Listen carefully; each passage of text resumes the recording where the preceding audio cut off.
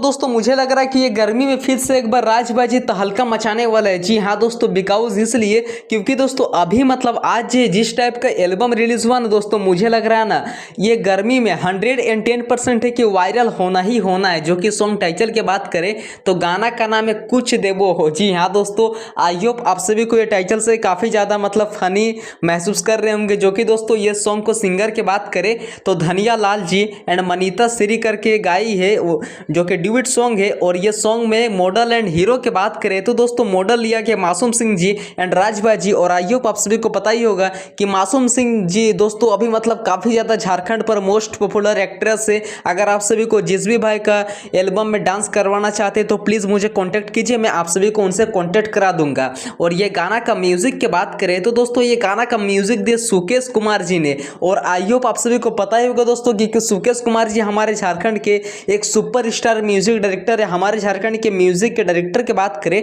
तो हमारे दोस्तों झारखंड के दो म्यूजिक डायरेक्टर एकदम दिग्गज है, एक पप्पू भाई जी एंड सुकेश जी ने। और ये गाना का म्यूजिक दिए सुकेश जी ने। और ये गाना का लिरिक्स की बात करें तो धनिया लाल जी ने लिरिक्स लिखे हैं। और न्यू खट्टा वीडियो सीरीज से ये गाना को आउट किया गया यानी कि रिलीज किया गया है।